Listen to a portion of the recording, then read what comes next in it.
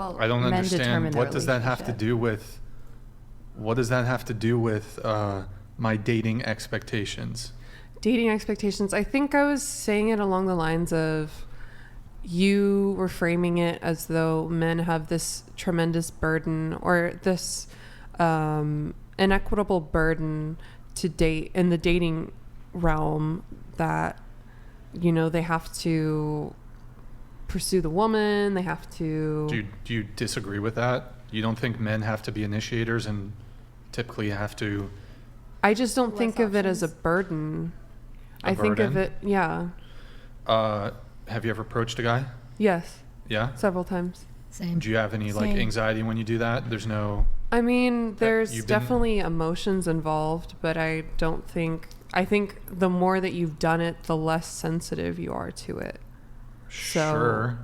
Depends on whether or not you're a submissive woman or a dominant woman. Because if you're an aggressor, you're going to go after the guy. I go after the guy. I don't wait for the guy to come to me. But I'm also very particular the type of guys that I like. So you disagree that it's a burden? I think the phrasing of it being a burden means that like it's a negative experience going into it. When in reality, how many men have you rejected throughout your life?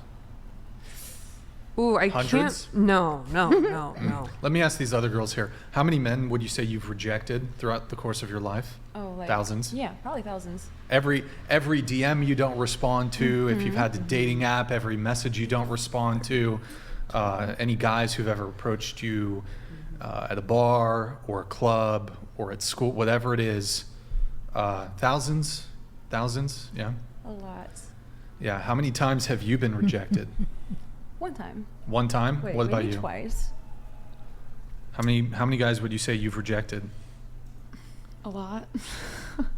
Thousands? Sure. Thousands? Maybe hundreds. Yeah. I don't know about thousands. Have you ever been rejected? No. How many men have you rejected? Oh, that's right. Oops. I've probably rejected around like 20 men total. Have you ever been on a dating app? Oh God. You've Yes. rejected a lot more than 20 men if you've been on a dating app. Have you ever been rejected? Yes. Okay, how many times? At least like 20. Okay, all right. What about you? How many times have you rejected men? If you include Instagram DMs and Sure, stuff. yeah, Instagram DMs. A lot. Okay.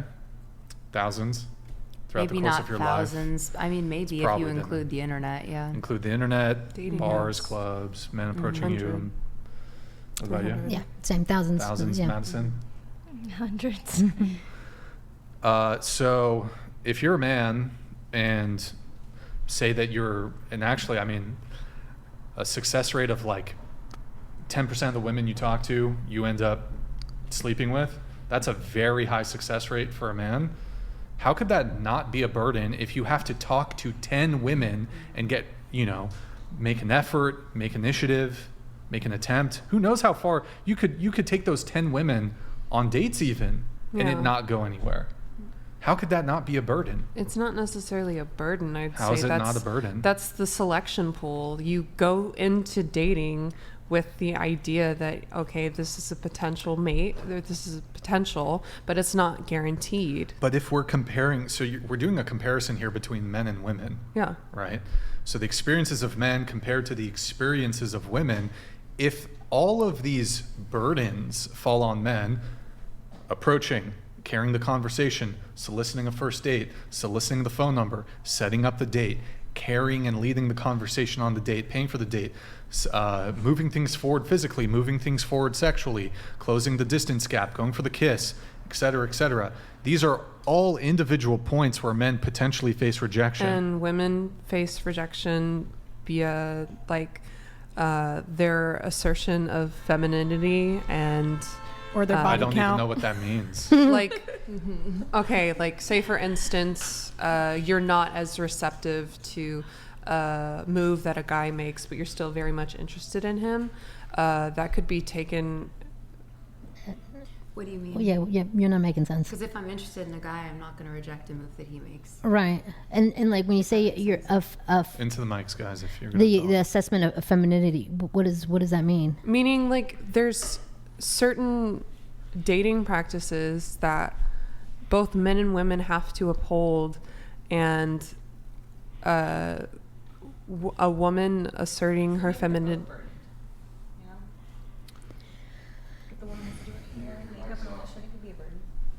And shit, my phrasing on this is not great, but women have to mentally brace themselves for like responding to men and being attractive, being their idea of what a girlfriend should be, trying to forecast his actual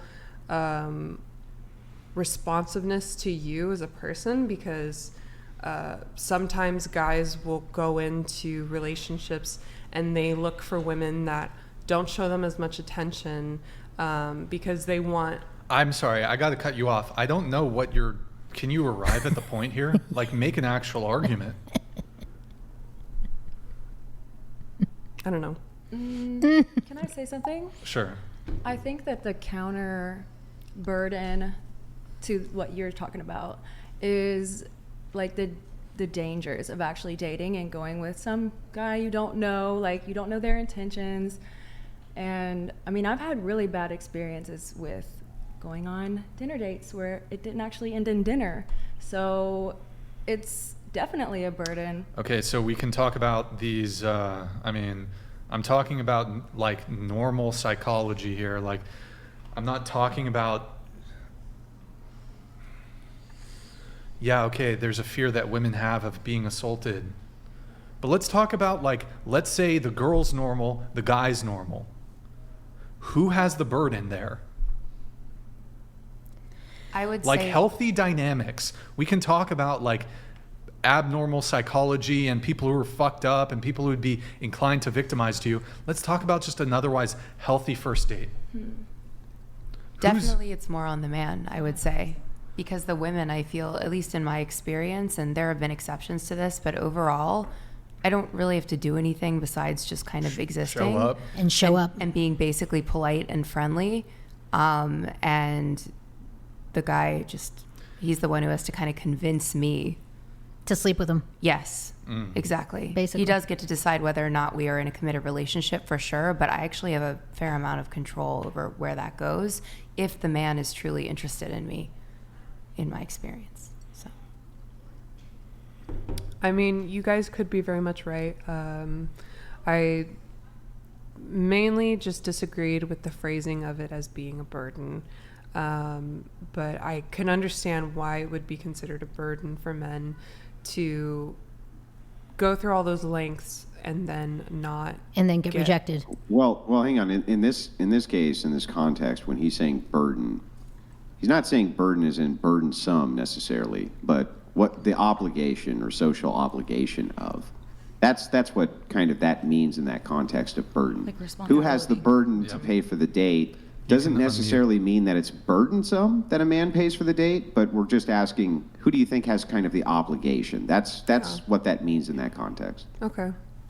Honestly, I think that's something that should be on the rise to change, especially with all women talking about, oh, I want equality and this and that. And the other. Well, if you want equality, then pay for half the goddamn date. Put your card out on yeah, the table I'm when not- it's time I to think a pay lot of instead us of go do to the though. bathroom. Like So most women do. In my Like I do. experience with dating, I'm considered a modern woman. I don't necessarily expect the guy to pay for the date. And dates that I've been on, I've paid for myself before. But most recently, I say it was a traditional experience where I went out with a guy and he paid for everything. And he didn't expect me to. Question, how many times have you had that experience? Once. Okay. Any women here, like, have any women here been on like more than one date where the guy took care of everything? Yes. Hmm. What do you guys think is more common? The man taking care of everything or the woman taking care of everything? The The man. man. I've never been on a date with a girl where I ever could have gone in with the expectation that she was going to pay for the whole thing. Has never happened in my entire life. Never. Yeah, It's either split or I pay. That's it. The way I've dated in the past before I was married was, if I invite the guy out, then I'm going to expect to pay. Because I invited him, I extended the invitation. So if I say, hey, let's go to a movie or let me take you out to dinner, then I'm going to pay. Why? Because I invited him out. Because I want to. I'm not saying that, if he decides, oh, no, let me pay, or let me pay for half. Yeah, I'm going to let him because he's taking the initiative to want to do more.